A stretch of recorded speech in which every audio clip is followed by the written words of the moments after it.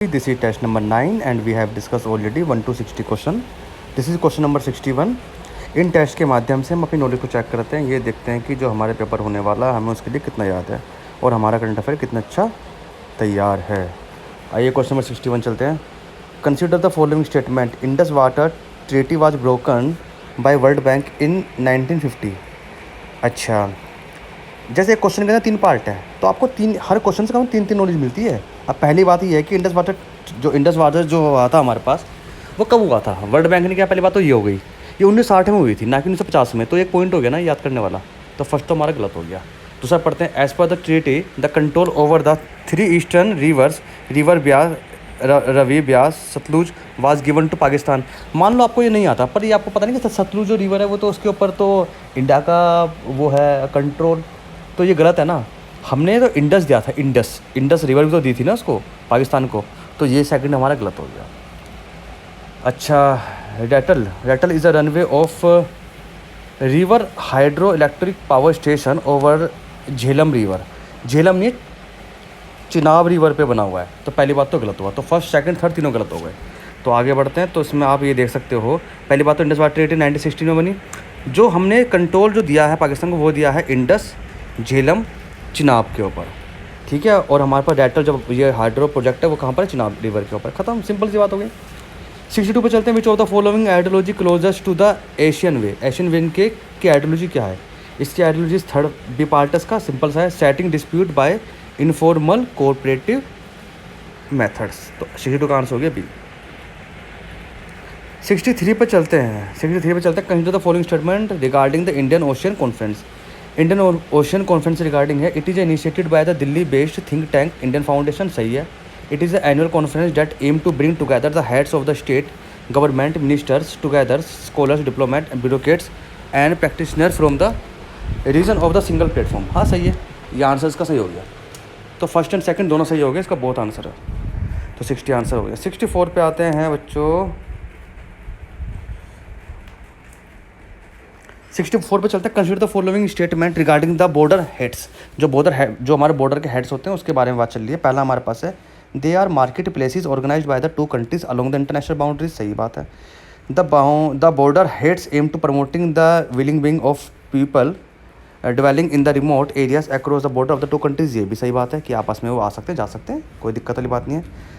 Currently जो अभी इस टाइम पे जो करंट है सिचुएशन है, border haats are operational along the Indian Bangladesh and Indian China border. नहीं ऐसा नहीं है, चाइना और अरुणाचल प्रदेश के बॉर्डर पे अभी जो देखा जाए तो उस टाइम पे हेड्स बांग्लादेश में नहीं है।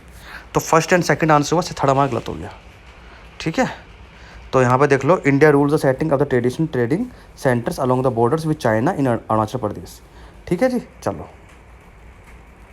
क्वेश्चन नंबर 65 पे चलते हैं। Consider the following statement operation समुद्रा मैत्री।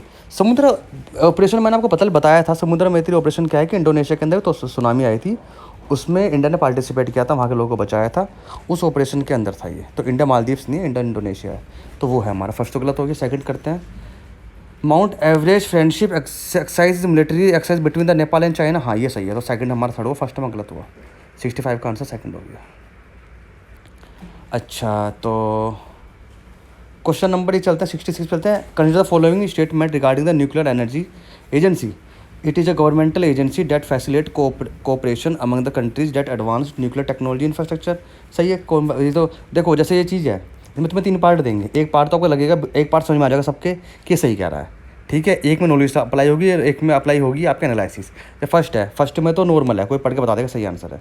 सेकंड है, country must ratify NPT before joining the NEA। अब इसमें आपकी नॉलेज अप्लाई होगी, तो उसका आंसर है नहीं। ऐसा जरूरी नहीं है कि जो न्यूक्लियर एनर्जी एजेंसी का पार्ट बने वो NPT को फॉलो करे। इंडिया ने कहाँ करा हुआ है। तो फर्स्ट सेकंड हमारा गलत हो गया। थर्ड हमारे पार्ट इट लाइज, अब थर्ड हमारा एनालिसिस के ऊपर आता है। It lies on the member country export to the carry out the much of technical work. ये सही है, एनालिसिस है कि टेक्निकल वर्क तो करेंगे। तो फर्स्ट एंड थर्ड आंसर होगा इसका, ठीक है। समझ रहे हो, एक क्वेश्चन हमें बहुत सारे आंसर देता है। अब मान लो क्वेश्चन 67 है, the cost of the decarbonisation report. अब डायरेक्ट आपको याद करने का है। मैं आपसे कह रहा हूँ इस पेपर को निकालने के लिए आपको बहुत चीज़ याद होनी चाहिए। ये जो लोग कहते हैं ना, अरे ऐसा नहीं याद करने के नहीं आता, भाई कर ले इस क्वेश्चन को। राजा 67 क्वेश्चन जो आ रहा है ये याद करके तभी तो कर पाएगा भाई। टिक मार के आना पेपर में, उल्टा सीधा लिख के ना आना। अगर जब तक तुम्हें टॉपिक याद ही नहीं होंगे तुम वहाँ करके क्या आओगे? सही है ना। पूरा पेपर का 30 या 35% समझ लो एनालिसिस है, जो आप पढ़ते रहते हो कि प्रेसिडेंट ये, प्रेसिडेंट वो, उसने ये कर दिया, गवर्नर ये कर दिया। यार इसके अलावा भी तो पेपर है, इसके अलावा भी तो पेपर है। अगर इतना सिंपल पेपर होता तो हर बंदा निकाल लेता। आपको 2-3 साल हो गए हैं काफ़ी लोगों को, क्यों नहीं हो रहा पेपर क्लियर है? इसका रीज़न यही तो है कि बहुत सारा पेपर आप छोड़ देते हो।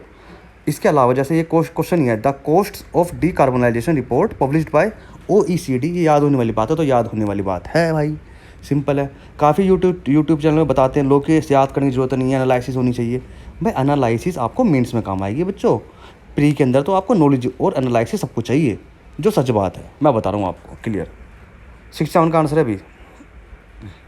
अब 68 है, कह रहा है इनमें से कौन सा मेंबर गल्फ कोऑपरेशन काउंसिल का मेंबर नहीं है? तो आपको याद होना चाहिए, नहीं होना चाहिए? अब नहीं याद है तो छोड़ दोगे, फिर ऐसे कितने क्वेश्चन छोड़ोगे? तो उसका आंसर है डी बच्चों, ईरान। तो इसकी एक लाइन है, इसको याद कर लो आप। गल्फ़ कोऑपरेशन काउंसिल जो है इसके अंदर है सारे पर्शियन गल्फ़ कंट्रीज़ हैं, ईरान इराक को छोड़ के, नेमली हमारे पास बहरीन, कुवैत, ओमान, कतार, सऊदी अरेबियन एंड UAE। ठीक है, चलो आगे बढ़ते हैं। देखो ये पार्ट है इसका, ये है, ऐसे याद करो आप, लिख लो उसे पेपर पे कहीं पर, ख़त्म हो गए तैयार क्वेश्चन आपका। नोट्स बनाने पे काम करो। क्वेश्चन नंबर 69 पे चलते हैं। Consider the following statement regarding the international energy agency, IEA के बारे में बताओ। पहला, it is the autonomous integrated organisation stabilise the framework of the OECD, सही बात है। India is not a member, India is a member of the IEA। देखो India इसका मेंबर नहीं है, पहली बात तो सेकंड हमारा गलत हुआ, आंसर्स का बनूंगा ओनली 1। 70 पर चलते हैं। Consider following statement, chemical weapon convention is the world first multilateral disarmament agreement of the providing the elimination of the entire categories of weapon of mass destruction with the fixed time and frame। ये question इसकी definition हो गई, सही है। Second, organisation the provision of chemical weapons is inter government organisation and implementation body of the chemical weapon convention, ये analysis हो गया। Third पे आ जाओ, OPCW has been awarded Nobel prize in 2020 for extensive effort of elimination chemical weapons, ये knowledge हो गई, समझ में आ गया। एक डेफिनेशन है, एक नॉलेज है, एक एनालिसिस है, तो एक तो आप कर लेते हो, दूसरा लगता है तो बड़ा सिंपल है भाई। नॉलेज के बिना वो क्वेश्चन गलत है, पूरा नहीं हो पाएगा आपका। 1 2 3 तीनों आंसर सही हैं। इसी ऑर्गेनाइजेशन को नोबेल प्राइज मिल चुका है। 70 का आंसर है अभी। 70 में चलते हो, following statement are member of the G20। लो आगे याद करने वाला क्वेश्चन, तो इसके अंदर आपको फर्स्ट एंड सेकंड इसका आंसर होगा, रटने वाली बात है। तो ये लाइन है पूरी की पूरी, इसको आप याद करो कि 90-20 कंट्रीज़ कौन कौन सी हैं, ठीक है जी। तो 71 का आंसर हो गया सी। ये देखो, इसे याद करो आप, एक पेपर पे लिखो ना वो शीट बना के कि G20 कौन कौन से, G7 कौन कौन से है, कौन सा गल्फ ऑफ पर्शियन में आता है, कौन सा किस में आता है, किस में नहीं आता। एक शीट बननी चाहिए जिसके अंदर 5-6 आपकी टेबल होनी चाहिए कम से कम। ऐसे में तो याद करते चले जाओगे पूरी ज़िंदगी भर, जैसे आप भूलते जाओगे। इंटरनेशनल सोलर अलायंसेस के बारे में मैं ऑलरेडी डिस्कस कर चुका हूँ ये क्वेश्चन आपको। The initiative was launched by the united national climate change conference in Paris at the end 2015 by the president of the France and prime minister of India, बिल्कुल सही। सेकंड है, the primary aim of this provide the quick and easy access to solar resources data globally, ये भी सही है। The countries does not fall within the tropical can not join the alliances, ये गलत है। ऐसा नहीं है कि जो उसके अंदर कंट्रीज़ नहीं है वो ज्वाइन नहीं कर सकती, तो थोड़ा हमारा गलत है, फर्स्ट एंड सेकंड सही है।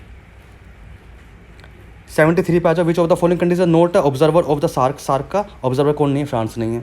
तो आप ये देखो कि कौन कौन से ऑब्जर्वर हैं, पहली बात। एक फिर दोबारा टेबल बनाओ इसकी। State with the observer state of the include Australia, China, European union, Iraq, Japan, Mauritius, Myanmar, south Korea, United state, ये इसके ऑब्जर्वर है। बनाओ टेबल इसकी फट से। 74 पे आ जाओ। 74 पे the statement regarding the treaty of the provision of the nuclear weapon, it include the comprehensive and provision participation in any nuclear weapon activities, तो बिल्कुल सही हो गया आंसर, तो उसका आंसर सही हो गया। सेकंड हमारे पास the treaty obligation state provides adequate assistant of the individual affected by the use of the testing the nuclear weapon, ये भी सही है। It will enter the into the force 90 days after the 15 instrument rectification acceptance and approval of the exchange of deposition. Basically ये जो provision of the nuclear weapon से treaty है ना, उसके 3 मेन पॉइंट है, लिख लो पेपर पे भाई, तुम्हारा नोट्स दिया 2 मिनट के अंदर। 75 का आंसर है इसका, 75 का, 74 का आंसर है सी। अच्छा, क्वेश्चन नंबर 75 पे चलते हैं। The European parliament is the only legislative branch of the European union. देखो ये क्वेश्चन जैसे मान ले पेपर में आ गया आपके, ठीक है, अभी आपको याद समझ में याद नहीं आ रहा, कह रहा है यूरोपियन पार्लियामेंट क्या एक ही लेजिस्लेटिव ब्रांच है यूरोपियन यूनियन की, गलत है। यूरोपियन यूनियन के बारे में आपने करंट अफेयर में इतना पढ़ा होगा, इतना पेपर में आता है भाई, 7 ब्रांच हो रहा है, तो तुक्के मार सकते हो। दूसरी बात, अगर आपको ये याद नहीं तो ये समझ लो, जहाँ पे ओनली लिखा होता है ना भाई 99% वो टॉपिक, वो लाइन गलत होती है ना। सेकंड पे आ जाओ, the council of the European union is executive branch of the union, European union. देखो यूरोपियन यूनियन की एग्जीक्यूटिव ब्रांच हमारी कौन सी है? European council of European union तो नहीं है, यूरोपियन कमीशन है, ठीक है। तो फर्स्ट एंड सेकंड दोनों गलत हो, नाइदर आंसर आ गया इसका, नाइदर 1 and 2। देखो मैं आपको दिखाता हूँ, European commission is executive branch of the union, European union. जब कभी आपने यूरोपियन यूनियन पढ़ा होगा तो ये लाइन आपने पढ़ी होगी, आपने ऊपर से काम हो जाएगा। उसके बाद उन्होंने इसकी डेफिनेशन दी हुई है, देखना पड़ो जरा। Council of the European union is executive branch of the European union. अब किसी को इतना पता होगा तो वैसे गलत कर देगा। अब इसके आगे पढ़ो, responsible for proposing the legislation, implementation decision, holding the European Union treaties and managing the day of the day business of the European Union. भाई वो उसकी डेफिनेशन बता रहा है, वो उसमें उसकी कोई दिक्कत नहीं है। आपको सिर्फ आगे से पता होना चाहिए कि आगे जो कह रहा है वो पता है, वो है या नहीं है। इसके बेस पे क्वेश्चन हो जाएगा आपका। इसका आंसर है बच्चों D, neither 1 and 2। Please subscribe my channel and share it. Thank you for the